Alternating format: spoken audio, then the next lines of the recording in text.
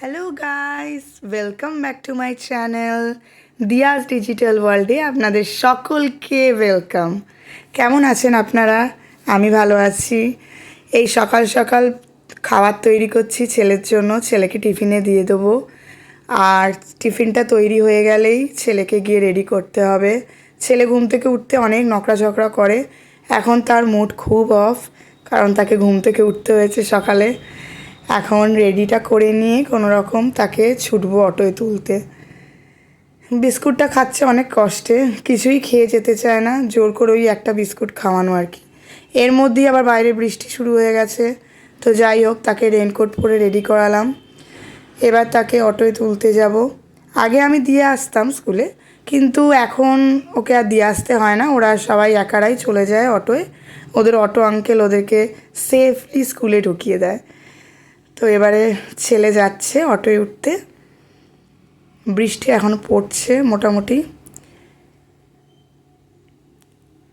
এইটা আমার দিদির ছেলে লাট্টু, লাট্টু বাবু আমাদের। অবাক হয়ে দেখছে আমাকে যে আমি কি করছি। তো তারা চলে গেল দুজনেই স্কুলে। এই মানি প্ল্যান্ট গাছগুলো দেখছেন, এগুলো আমি অনেক দিন আগে বসিয়েছি, প্রায় 2-3 বছর আগে। এখন দেখুন কেমন ভরে গেছে একদম। খুব ভাল লাগে আমার এই গাছগুলো। তা আমার এবার ডেলি কাজ শুরু করে দিয়েছি, রোজকার যা কাজ। এমনিতে আমার পরিষ্কার করতে বা গোছাতে, ঘর গোছাতে, এগুলো আমার খুব ভালো লাগে।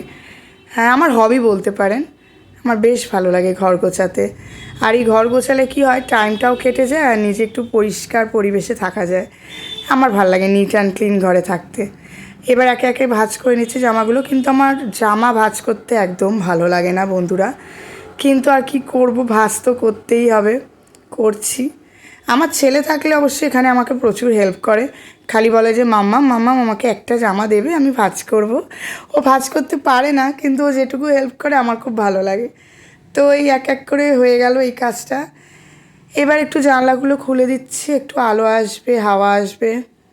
আজকে মোটামুটি রোদ্দুর তো উঠেছে।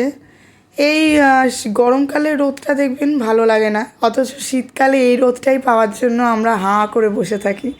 কি অদ্ভুত। এখন এই সবজিওয়ালা এসছে, আমি একটু দেখছিলাম যে আমার কোনো সবজি লাগবে কি না। তো মনে পড়লো যে আজকে সবজি সেরকম লাগবে না কিছু। তো আমি গিয়ে টুকটুক করে এবার রান্না শুরু করে দিয়েছি।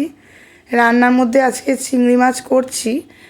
আমার ছেলের খুব পছন্দ চিংড়ি মাছ, তো আজকে চিংড়ি মাছটা তো করছি, আরও অন্য কিছু অনেক কিছুই করব। আর এই রান্না করতে করতে আমার ছেলে স্কুল থেকে চলেও এলো। প্রায় সব কাজ সারতে সারতে আমার ছেলে স্কুল থেকে আসার টাইম হয়ে যায়। এইবার স্কুল থেকে এলো মানে কত কথা তার, যত কিছু হয়েছে স্কুলে সব আমাকে বলবে, মাম্মাম এটা হয়েছে, মাম্মাম ওটা হয়েছে।